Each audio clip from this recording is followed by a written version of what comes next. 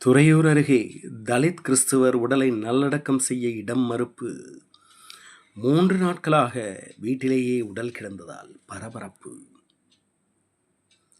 திருச்சி மாவட்டம் துறையூர் அருகே உப்பிலியபுரம் ஒன்றியத்திற்குட்பட்ட கோட்டப்பாளையம் ஊராட்சியில் தலித் கிறிஸ்தவர் ஒருவரின் உடலை நல்லடக்கம் செய்ய கல்லறை தோட்டத்தில் இடம் வழங்கப்படாததால் அவரது உடல் 3 நாட்களாக வீட்டிலேயே வைக்கப்பட்டிருந்த துயர சம்பவம் பொதுமக்களிடையே பரபரப்பை ஏற்படுத்தியுள்ளது.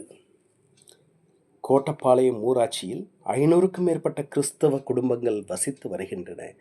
இதில் 74 தலித் கிறிஸ்தவ குடும்பங்களும் உள்ளன. இந்த நிலையில் அரசு ஓய்வு பெற்ற ஆசிரியரான ராஜ் என்பவர் வயது முதிர்வின் காரணமாக கடந்த ஜூலை 17ஆம் தேதி அன்று உயிரிழந்தார்.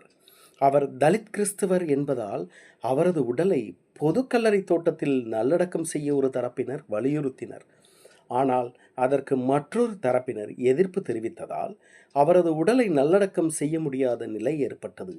இதன் காரணமாக கடந்த 3 நாட்களாக அவரது உடல் வீட்டிலேயே வைக்கப்பட்டுள்ளது. தகவல் அறிந்த வருவாய்த்துறை மற்றும் காவல்துறை அதிகாரிகள் சம்பவ இடத்திற்கு விரைந்து வந்து முசிறி சாராட்சியர் சுஸ்ரீ ஸ்வாங்கி, ஏடிஎஸ்பி தன்ராஜ், டிஎஸ்பி முத்துக்குமார் உள்ளிட்ட அதிகாரிகள் தலைமையில் இரு தரப்பினரிடையே சுமார் 5 மணி நேரம் பேச்சுவார்த்தை நடத்தப்பட்டது. இருப்பினும் எந்த உடன்பாடும் எட்டப்படாததால் நல்லடக்கம் நடைபெறவில்லை. இதையடுத்து அப்பகுதியில் பதற்றமான சூழ்நிலை நிலவி வருகின்றது. சட்டம் ஒழுங்கை பேணும் வகையில் காவல்துறையினர் பாதுகாப்பு பணியில் ஈடுபட்டுள்ளனர். மேலும் இரு தரப்பினரையும் இறுதிக்கட்ட பேச்சுவார்த்தைக்கு அதிகாரிகள் மீண்டும் அழைத்துள்ள நிலையில் அதன் முடிவை அப்பகுதி மக்கள் எதிர்பார்ப்போடு காத்திருக்கின்றனர். NTT நியூஸ் தமிழ் செய்திகளுக்காக துறையூரில் இருந்து மாவட்ட செய்தியாளர் மணி.